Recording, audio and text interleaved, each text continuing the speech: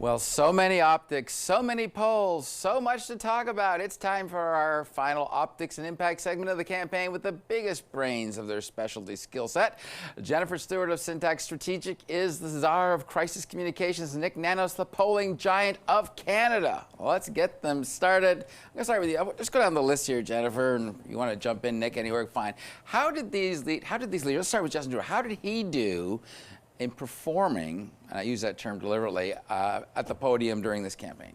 I think he was a bit ho-hum. He stuck to key messages. I think his breakthrough moment, which was also his Achilles heel, was how he responded to the blackface scandal. He showed some humility, which he's often criticized as not showing. He apologized, and he somehow managed to somewhat change the channel to focus on Scheer's lack of, positioning on social issues such as gay marriage and abortion.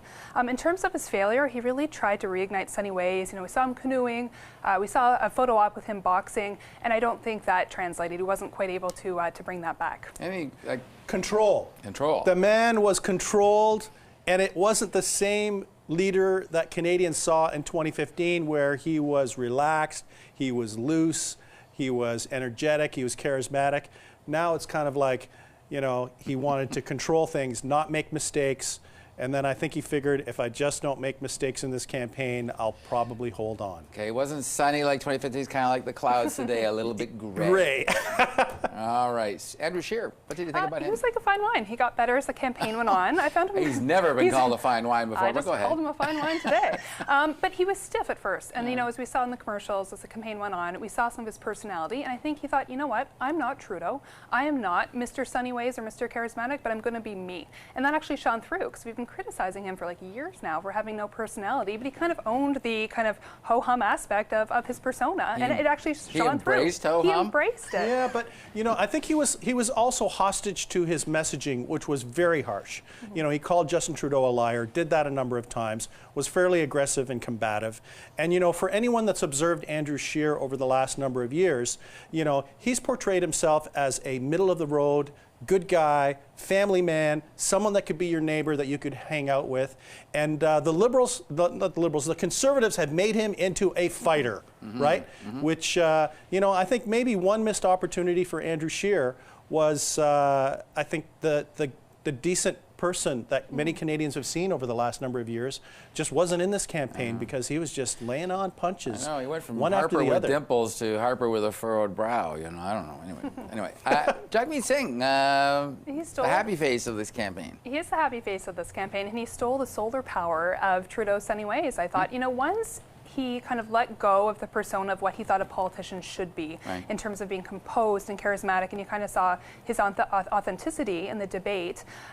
He really shone, and I think that's translated particularly with millennial voters. I mean, when he told the ladies on the social that Rihanna slid into his DMs, he got a whole new fan base. So I think he's really the winner of this campaign. I would agree with Jennifer. He was the big personal winner. Maybe he might not win as many seats as last time, but on a personal basis, he drove his positive numbers much more so than any other federal party leader.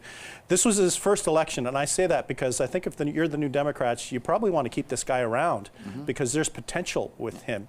And for his first election, he looked very at ease. He did well in the debates. He was just looked very natural, and he sounded like a New Democrat, right? Unabashedly social democrat. Tax big corporations, help Canadians, and I think he was true to the NDP brand. Elizabeth May, I don't know what you make of that. I mean, she didn't seem to change her character, still the Mother Earth thing, but But her strongest point was also her Achilles heel. She was the strongest on the environment, but then her costing and her economic agenda fell flat, right? So I think what we've learned in this election is you need to be holistic. I mean, Canadians care about climate change, but I think they care more about affordability and how they're going to fund their next meal at their table, right? So while she was articulate in the debate, she managed to punch above her weight on her climate agenda. I think everything else kind of fell flat, unfortunately. Yeah, I think this was the same Elizabeth May that we've kind of seen over the last number of years. Very competent, focused, but I think in order to cut through the clutter, she needed to have something new and a new dimension in order to motivate voters, and it just didn't happen in this particular election.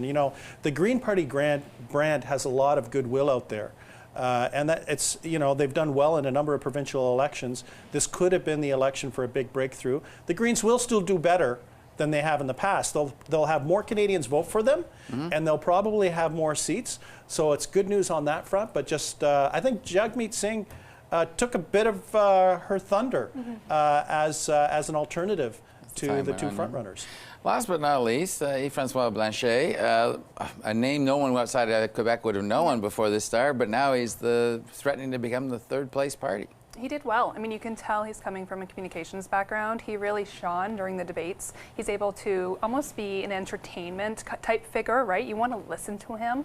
A bit of the dark horse, and people like that in this race. So, you know, I think he performed really well. I think people need to think strategically. Will a vote for him, you know, make any difference as we move forward? His numbers went after the polls. I kind of think of message precision. He knew exactly what to say.